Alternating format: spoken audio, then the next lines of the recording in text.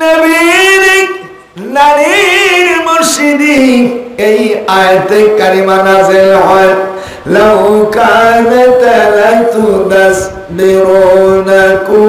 বিল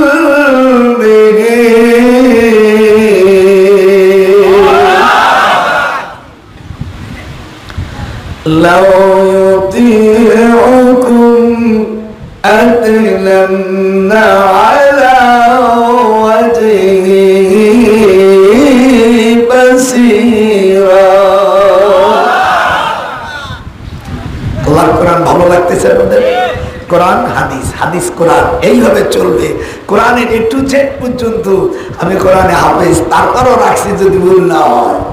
এই কোরআন আমার আম্মার কাছে 6 মাসে আমি হাফেজ হয়েছে। আমার আম্মাও কোরআনে হাফেজ ছিলেন এবং ওই যুগের দাওরা পড়াবে সেই ব্যাটে এই বেটা পয়দা হয়েছে।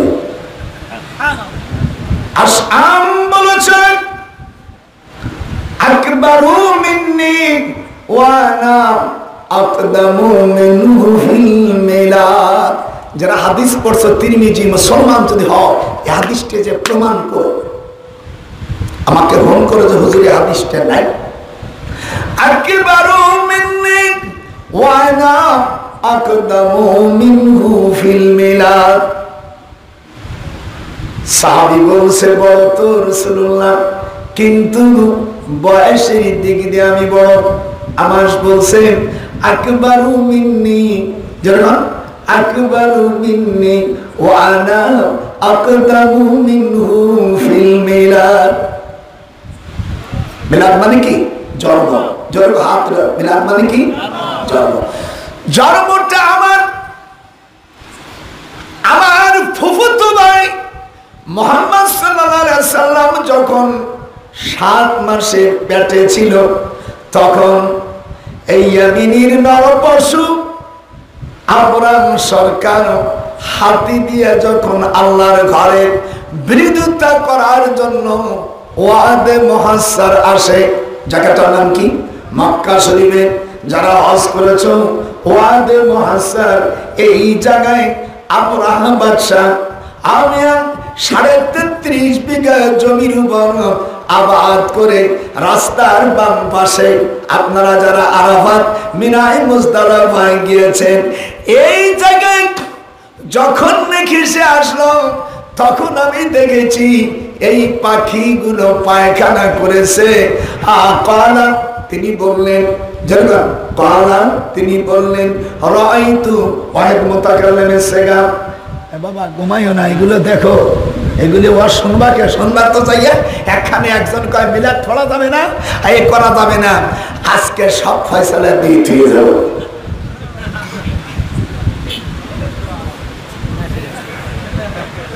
হাই হাই রে কানছে। আপনাদের কিরম লাগতেছে? কোন দিন এখনো মশান দেয়নি, উঠবো সময়, আমার কোনো সময় চলে নেই, চালাইতে থাকি, আকাশও ভাড়া। আপনাদের কি ভালো লাগতেছে? বলছে বড়তুন আল্লাহর হাবিব, কিন্তু ওই সাহাবী বলছেন বয়স আমার বেশি, আমি যখন বুদ্ধিমান ছিলাম তখন আমি দেখছি। কলা, তিনি বললেন রাআইতু, আমি দেখেছি আহাদরা মহিলান, আহাদর মানে সবুজ, আমি দেখেছি সবুজ রঙের বিষটা এখনো আমার বোতলের মধ্যে আছে। আমি দেখেছি ওই বছর আব্রাহাম আমিয়া হাতি নিয়ে এসেছিল, হাতি নিয়ে এসে আল্লাহ রাব্বুল আলামিন হস্তি বাহিনীকে মাটির সঙ্গে বালু কমায়ের সঙ্গে মিশে দিয়েছে। ফাজালাহুম কাসমিন মাকুল। একটু আল্লাহু আকবার জোরে বলতে পারলে না? এই ঘটনা ঘটে 10ই মুহররমে। আমি আজ যে আয়াতগুলো পড়বো মনে করবা মুহররমের মাসে অন্য বাইরের আয়াতগুলো আজকে পড়বো না, যাতে আপনাদের এই মাসের সঙ্গে ওয়াজের একটা সম্পর্ক। আমার চিটাগাং সভা আছে, আমি কালকে এই দিকে একটা সভা আছে করিয়া চট্টগ্রামের দিক উদ্দেশ্যে যাব, মতিন আমার সাথে থাকবে।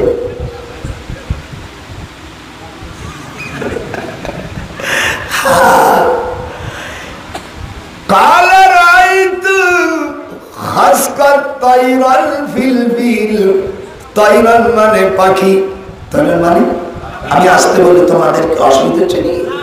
তৈরন মানে আবাবিল মানে ঝাঁকে ঝাঁকে। এই পাখিগুলো এখনো কাবার হারামে মাগরিবের সময় দেখবেন কাবা আল্লাহর ঘরের চারপাশে ছোট ছোট জাতীয় পাখি, পাখির উপরে সাদা, লেজের উপরে সাদা। আমি এই যতবার দীর্ঘ 36-37 যতই বলেন হজ করেছি, এতবার আমি কাবার শরীফের আঙ্গিনায় মাথাতে কোনদিন এই পাখির পায়খানা দেখি নেই। পাখিতে ইজ্জত করলো। সেই সময় দুনিয়ায় কোন মুসলমান ছিল না।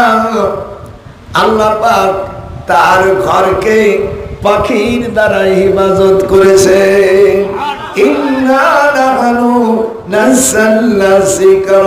আল্লাহ বলেন এই কোরআন আমি নাযিল করেছি, এই কোরআনের পূর্ণ হিফাজত আমি নিজে করব।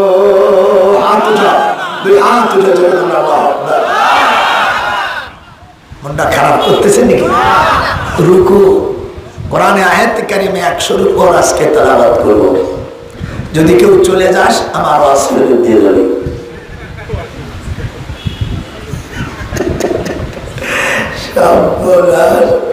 সাংঘাতিক। এ বাবা আল্লাহ রাব্বুল আলামিন আল্লাহর রাসূল মাতৃগর্ভে, আর এই আমার সাহাবী বলেন আমি দেখেছি কালা রাইতু, পড়ে কালা রাইতু খাসকাত তাইরাল ফিলফিল আদরা মহিলান, আমি দেখি হস্তিওয়ালা পাখি ঝাঁকে ঝাঁকে গাড়ে সুরের থেকে একবার আসে জাবালে আবু কুবাইস কাবা শরীফের কাছে, এখান থেকে আসে গাড়ে সুর থেকে আসে। আর আমি দূর থেকে পাখির মনে পাখির আওয়াজ আসতেছে, ওরা তুর পাহাড় থেকে মিশরের থেকে আসতেছে। ওয়ায়াজমা ফীহিম বাইনাহুম সাবিলা,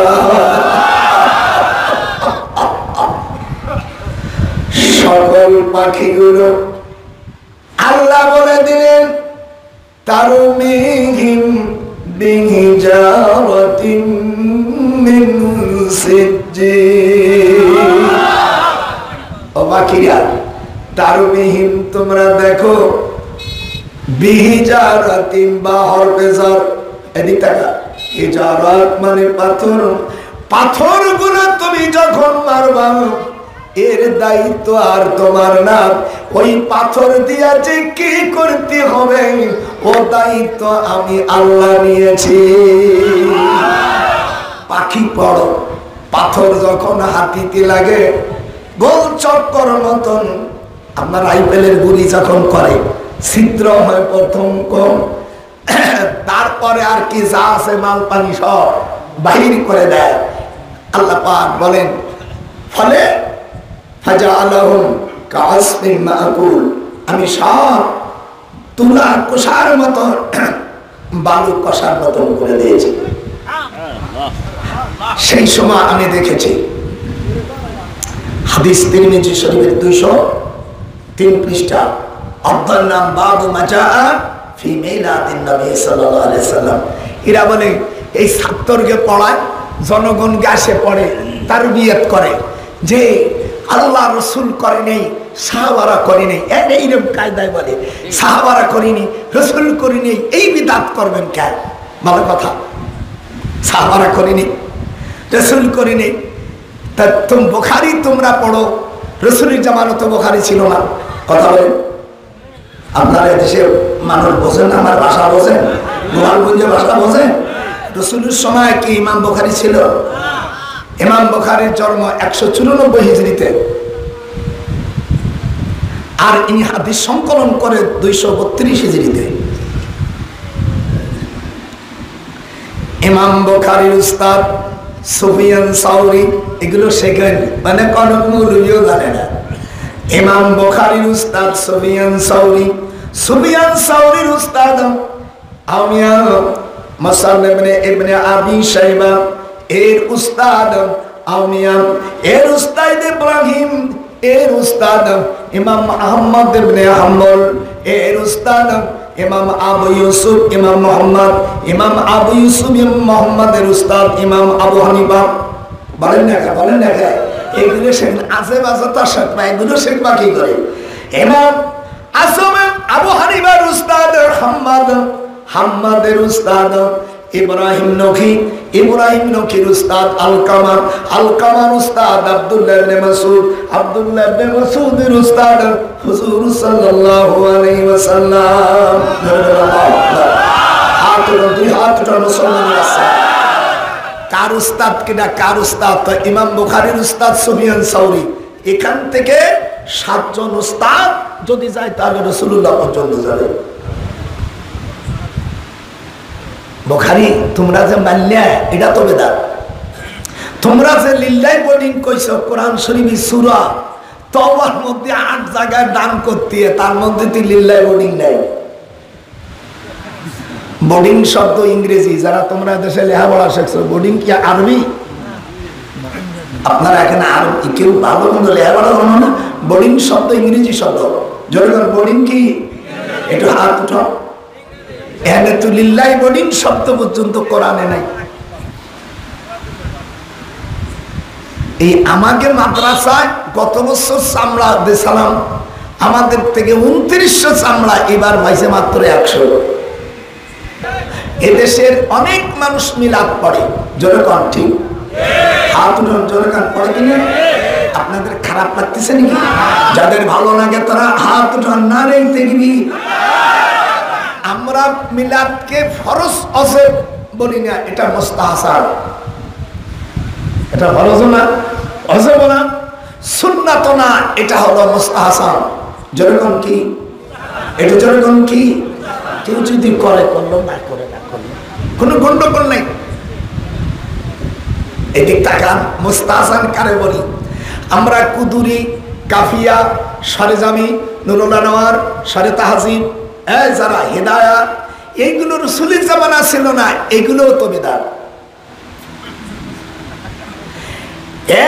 মৌলবীরা কোরআন শরীফের যে জবরটা, এটাও কোন মুসলমানে দেই নেই। এটা কঠোরপন্থী হাজ্জাজ বিন ইউসুফ, হাত উঠান, যে শত শত হাজার হাজার আলেমকে যে কাবা শরীফে হত্যা করেছে, এমন একটি নিষ্ঠুর ব্যক্তি, একজন জালেম ব্যক্তি, তার মা রোকেয়া বেগম। একটু ইতিহাস থেকে একটু আমার একটু বাতাস দেয়, এই যে একটু আমার দিক ঘুরে দেয়, বুড়ো একটু বাতাস দেয়। হ্যাঁ, বাতাস না দিলে হয়েছে থাক, আবার তুমি যেও না বাবা, বসো। ও আমি মৌলবী দিয়ে ঠিক করছি, জাতীয় বাহিনী দিয়ে ঠিক করছি। এই যে আপনারা কোরআনে জের সবর দেখতেছেন, এইগুলো কোন সাহাবা দেয়নি। হাত উঠান, জোরে কোনো সাহাবা দেয়নি। এটা কোন তাবেও দেয়নি। আমিয়া হাজ্জাজ বিন ইউসুফ একজন কঠোরপন্থী বাদশা, তার মা রোকেয়া বেগম। জোরে কোন কি? রোকেয়া বেগম ছেলেকে ডাকে বলে, বাবা তুই দীর্ঘদিন বাদশাহী করিয়া বহুত আলেম ওলামা কাবা শরীফ হত্যা করেছিস, এমন একটি ভালো কাজ করে যা, যাতে তুই আল্লাহ তোকে নাজাত দিতে পারে। বলে মানে ঠিক, বলে আমার 1 ফোঁটা দুধের দাম তুই দিতে পারবি না। ফালজিমহা, এটা বলে ফালজিমহা ফাইনাল জান্নাতা ইনদার জিলহা, মার পার কাছে সন্তানের জান্নাত। ও তোরা দেখ মিশকাত শরীফ খুলিয়া, ও বাবা 421 পৃষ্ঠা খুলিয়া 7 লাইন পরে যাও দেখিয়া, ফালজিমহা ফাইনাল জান্নাতা ইনদার জিলহা, মার পার কাছে সন্তানের জান্নাত। আল্লাহু আকবার।